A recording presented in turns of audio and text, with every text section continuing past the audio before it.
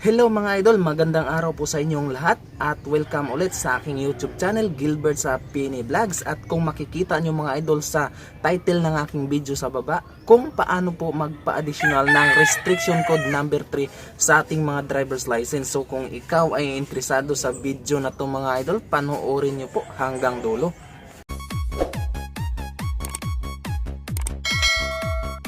Welcome back mga idol sa video na to mga idol, dahil maraming nagtatanong sa akin mga idol o nagtatanong sa akin na paano ba magpa-additional restriction code number 3 sa mga driver's license at kung magkano po ba ang gagastusin. So mga buddy, ito na ang sagot sa inyong mga katanungan mga buddy. Unang-una, requirements muna mga buddy. Ihanda nyo ang requirements mga buddy. So ito na ang requirements mga buddy. Unang requirements mga buddy, mga idol, ay ang kuha po kayo ng police clearance or NBI clearance po sa inyong mga lugar. Ang pangalawa po ay medical certificate. Din ang pangtatlo mga idol ay ang 8 hours practical driving course or 8 hours PDC. So ang pang-apat po na requirements po ni LTO ay kailangan po holder po kayo ng restriction code number 2 at least 1 year mga idol. So ang panglima na requirements po ni LTO mga idol ay application form. Kuha po kayo mga idol ng application form sa LTO at lahat po yon ay inyong pipilled upan. So mga idol, doon naman po tayo sa proseso mga idol. Ang proseso mga idol, pag kumpleto na po ang inyong requirements mga idol, unang-una pong proseso, punta po kayo sa LTO at diretso po kayo sa evaluation. Doon po sa evaluation, ibibigay nyo po lahat ang inyong mga requirements at kung wala namang problema po sa lahat ng inyong mga requirements na inyong pinasa, ay maghihintay lamang po kayo para po tawagin po kayo sa next step mga idol. So, yun po ang step number 1 mga idol, evaluation. Ibibigay nyo lahat ang inyong mga requirements. So, maghintay kayo ng tawag sa step 2 mga idol. So, doon po sa step 2 mga idol, tatawagin po kayo ulit mga idol para po doon sa cashier. So, step 2 mga idol, sa cashier, magbabayad po kayo mga idol ng 167.63 pesos. So, pagkatapos nyo bayaran mga idol sa cashier, maghihintay naman po kayo ulit ng next step. So ang step 3 mga idol ay tatawagin na naman po ulit kayo sa step 3. Doon na naman po yun sa written and practical exam mga idol. So sa step 3 tawagin kayo sa written and practical exam. Pasok po kayo doon sa room kung saan po kayo magre-written and practical exam mga idol. So sa exam mga idol, ang lumang exam po ni LTO mga idol ay meron lamang pong 40 categories mga idol. So kailangan maipasa mo yung 32 passing score mga idol. Maipasa mo yun sa 32 ang inyong check mga idol para po kayo ay pumasa po sa exam. So sa bagong proseso ngayon ng LTO mga idol, hindi naman po lahat ng LTO ngayon gumagamit na po ng computerized na examination mga idol. So may bagong proseso si LTO ngayon mga idol na mag-i-exam po kayo sa computer. So computerized na po ang kanilang examination. So hindi naman po yun lahat. So ang categories naman po doon sa bagong examination mga idol is 1 to 60. So kailangan mo lang maipasa yung 45 mga idol para po kayo ay pumasa. So pagkatapos nyo po mag written exam mga idol, diretso na po kayo sa practical exam. So pag naipasa nyo yan mga idol at wala namang magiging problema, ayun, maghintay na naman po ulit kayo ng tawag sa step 4. Pero ang problema mga idol, pag hindi nyo po naipasa ang written and practical exam, babagsak po kayo sa exam, babalik po kayo pagkatapos po ng isang buwan. So kailangan mga idol, bago po kayo pumunta sa LTO, bago po kayo mag-exam, kailangan mag-review po muna kayo mga idol about po mga traffic signs, lahat-lahat po ng mga reviewers po ng LTO. Mag-search po kayo sa YouTube mga idol, marami po makikita ng mga reviewers po ng mga LTO para po sigurado na kayo ay papasa sa written and practical exam mga idol, para hindi po kayo pabalik-balik at hindi din po masayang ang inyong gastos. So pagkapag pumasa naman po kayo dyan sa written and practical exam mga idol, maghihintay naman po kayo ulit na tawagin para po doon sa babayaran nyo. So mga idol, kapag natawag na po kayo sa step 4 mga idol, punta na po kayo sa cashier mga idol at magbabayad po kayo sa cashier ng 425 pesos mga idol. Para saan po yon? Doon po yan mga idol sa replacement fee na 225 pesos, application form fee 100 pesos at sa additional restriction code number 3 po natin na 100 pesos. So total mga idol is 425 pesos mga idol. Pagkatapos nyo pong bayaran sa cashier mga idol ang 425 mga idol, maghintay naman po kayo ulit na tawagin po kayo sa step 5. Sa step 5 mga idol, tatawagin na po kayo doon sa step 5. Doon na po yan, mag-i-encoding na po yan mga idol.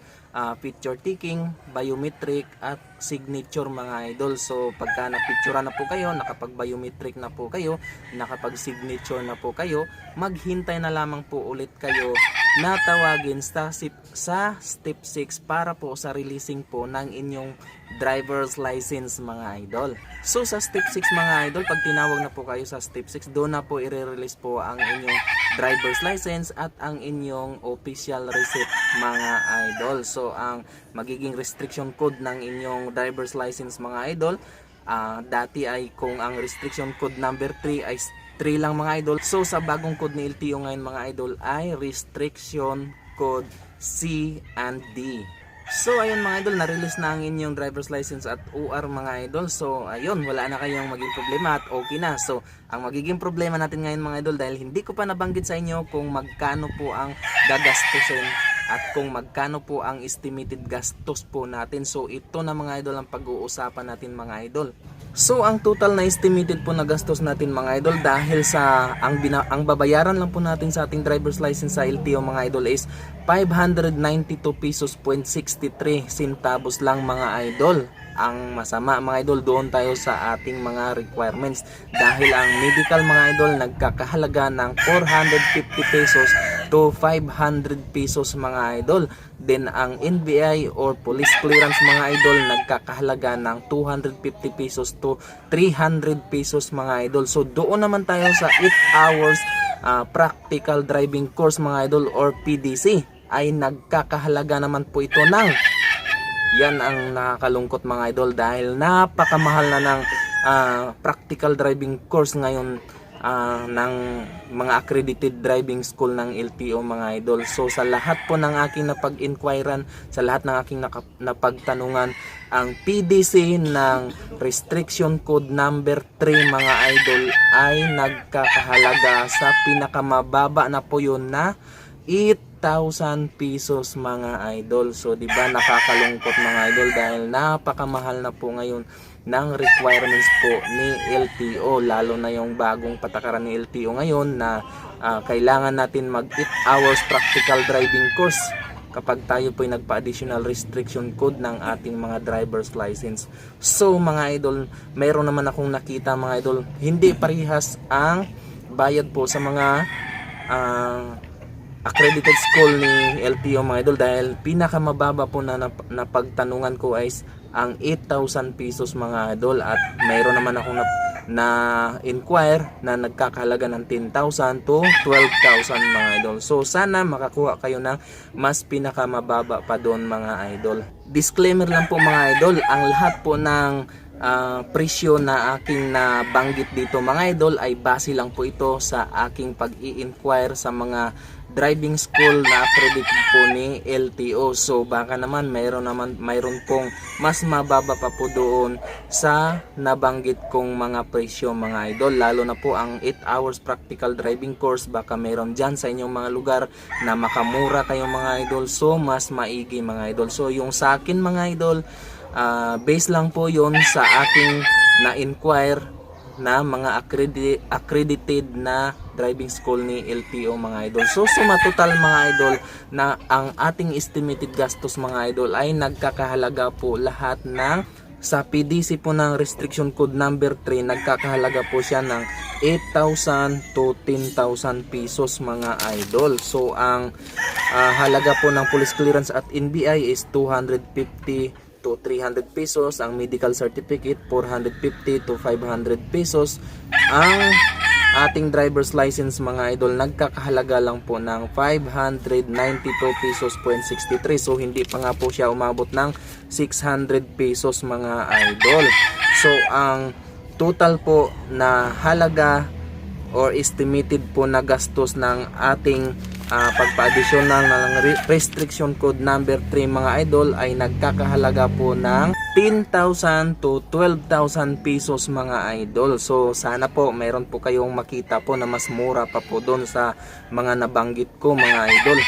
Kung nandito po kayo sa Metro Manila mga idol, tumawag po kayo sa number na ito mga idol. Nandun po yan ang location nila sa Tondo mga idol. So tawagan nyo lang po yan mga idol dahil marami po silang mga branches nationwide mga idol. So kung nahirapan kayo maghanap kung saan po kayo magpapa-PDC po ng inyong restriction code number 3 dahil marami pong accredited po ng LTO mga idol na hindi po sila nag-i-issue ng PDC restriction code number 3 mga idol. So yan, tawagan nyo yan mga idol.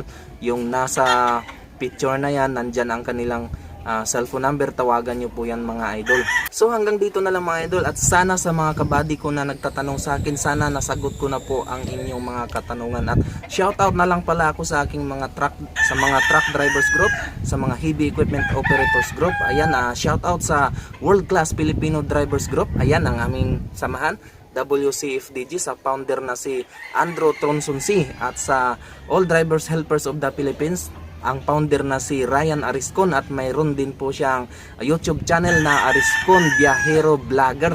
Negros Truck Driver Philippines, at sa United Truck Driver Philippines, Trailer Driver Society of the Philippines, Truck Driver Philippines, at sa Philippine Driver Society, at sa TSGI Truckers Solidarity Group ENS. At shoutout na rin pala kay Kinit Adigi. Ayan, shoutout Romel Kaindok. At shoutout kay Genie Imperial na mayroon din po siyang YouTube channel na Genie Imperial. Nagtuturo po siya kung paano po mag-drive ng trailer mga idol. So shoutout din kay By Gisrel Miharis. So ayan mga idol, shoutout na lang lahat sa aking mga kaibigan, sa lahat ng sumusuporta sa aking YouTube channel. Ayan, shoutout sa inyong lahat at maraming salamat sa inyong suporta sa aking YouTube channel.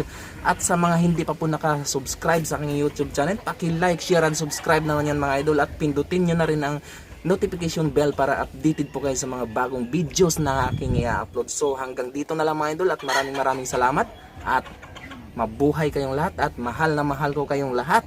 God bless, bye bye.